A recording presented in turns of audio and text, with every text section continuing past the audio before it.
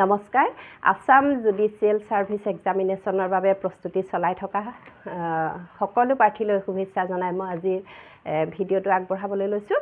আজি মই 2025 বৰ্ষৰ প্ৰশ্নকাকতখনৰ কেইটামান প্ৰশ্নৰ সমাধান আগবঢ়াইছোঁ। তাৰে প্ৰথমটো আছে এটা শব্দত প্ৰকাশ কৰা যাক সহজে লাভ কৰা যায়। যাক সহজে লাভ কৰা যায় সুলভ। সুলভ।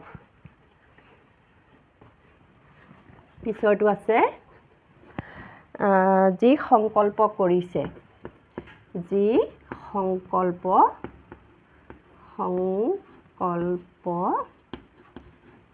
কৰিছে। যি সংকল্প কৰিছে সংকল্পবদ্ধ। সংকল্পবদ্ধ।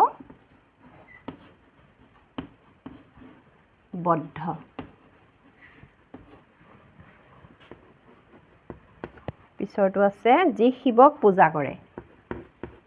যি শিৱক পূজা কৰে। শিৱক পূজা যি কৰে তেওঁক শৈৱ বোলে।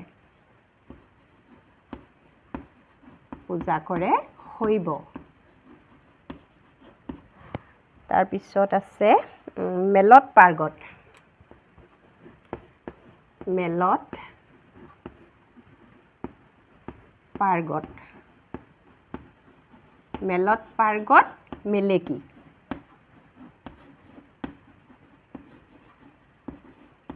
মেলেকি। যি কথা কোৱা উচিত নহয়। যি কথা কোৱা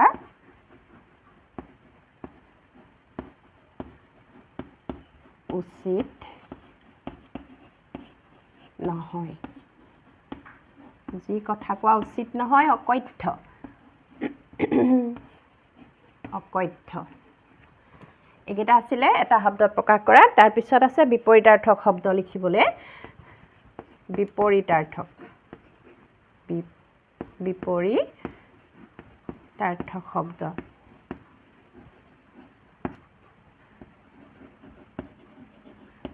বিপৰীতাৰ্থক শব্দ অমৃত। অমৃত। অমৃতৰ বিপৰীত হ'ব বিষ। অমৃত বিষ বা গৰল। গৰল লিখিলেও হ'ব বিষ লিখিলেও হ'ব। তাৰপিছত আছে অনু। অনু মানে তেনেই সৰু ক্ষুদ্ৰ বৃহৎ। বৃহৎ মানে ডাঙৰ। নিদ্ৰা। নিদ্ৰা। নিদ্ৰা মানে টোপনিত থকা জাগৰণ। নিদ্ৰাৰ বিপৰীত শব্দ হ'ব জাগৰণ। পিছৰটো আছে পাৰ্থক্য। পাৰ্থক্য মানে ডিফাৰেঞ্চ। পাৰ্থক্য। সাদৃশ্য। সাদৃশ্য মানে মিল। সাদৃশ্য। পাৰ্থক্যৰ বিপৰীত হ'ব সাদৃশ্য। আসামী। আসামী। আসামী যি দুখী আচলতে। আসামী গুচৰীয়া যি গোচৰ তৰে। আসামী বিপৰীত হ'ব গুচৰীয়া। আসামী গুচৰীয়া। আৰু মুখ্য। মুখ্য হ'লে হ'ব গৌণ। মুখ্য গৌণ। এইকেইটা আছিলে বিপৰীত শব্দ। তাৰপিছত বিশেষ্য পদসমূহৰ বিশেষণ ৰূপ লিখিবলৈ দিছে। পিছৰ প্ৰশ্নটোত আছে বিশেষ্য পদৰ পৰা বিশেষণ পদলৈ নিয়া বা বিশেষ্য পদৰ বিশেষণ ৰূপ লিখা। প্ৰথমতে আছে মূৰ্খ। আচলতে মূৰ্খটোহে বিশেষণ। মূৰ্খৰ বিশেষ্য পদ হ'ব মূৰ্খামী। মূৰ্খামী।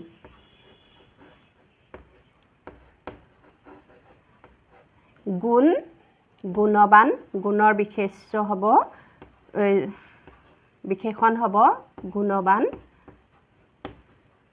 গুণটো বিশেষ্য গুণৱান বিশেষণ। ধৰ্ম বিশেষণ হ'ব ধাৰ্মিক। ধৰ্ম ধাৰ্মিক। নমস্কাৰৰ বিশেষণ ৰূপ হ'ব নমস্য। নমস্য। বজাৰ বজৰুৱা। বজৰুৱা আৰু কপাহৰ বিশেষণ হ'ব কপাহী। এইকেইটা আছিলে পদ পৰিৱৰ্তন। আৰু এতিয়া লিংগ পৰিৱৰ্তন কৰা। লিংগ পৰিৱৰ্তন কৰা দদাই হ'লে খুৰী হ'ব খুৰী। ৰ লিখিলেও শুদ্ধ হয়, দয় ৰ লিখিলেও শুদ্ধ হয়। কবিৰ বিপৰীত লিংগ আচলতে অসমীয়াত নাই, কবি কবিয়ে হ'ব।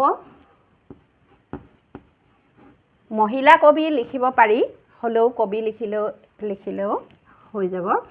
কণা কানি, কণাৰ বিপৰীত লিংগ কানি। দেৱী হ'লে দেৱতা হ'ব দেৱতা। দাতা দাত্ৰী, দাতা দাত্ৰী। মাগনী মগনিয়াৰ, মগনিয়াৰ মগনিয়া, মাগনী মগনিয়া। তাৰপিছত আছে প্ৰত্যয় ভাঙি দেখুৱাবলৈ।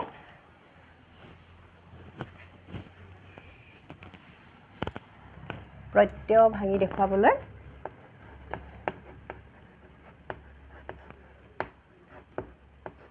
মই চমুকৈ প্ৰত্যয় ভাঙা বুলিয়ে লিখি লৈছোঁ।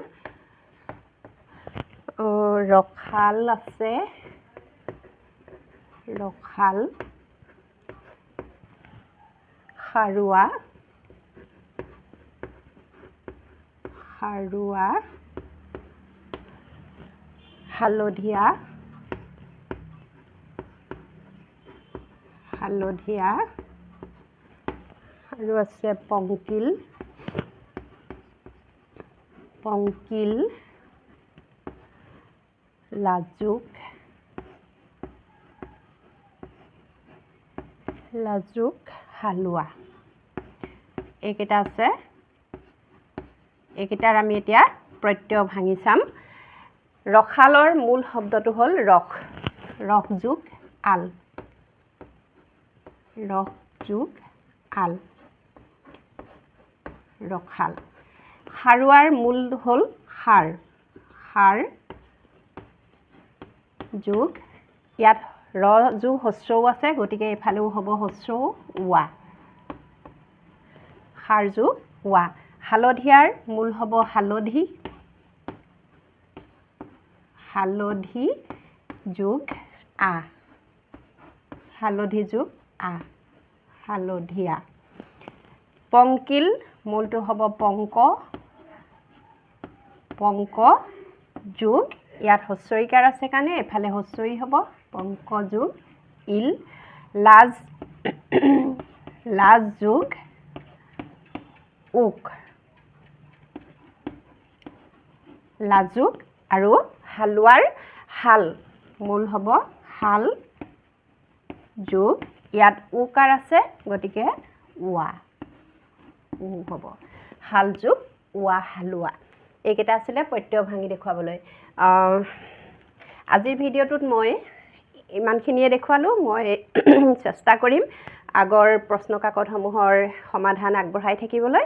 সকলোৱে যেন চাই থাকে মোৰ চেনেল আছামিজ পাঠশালা।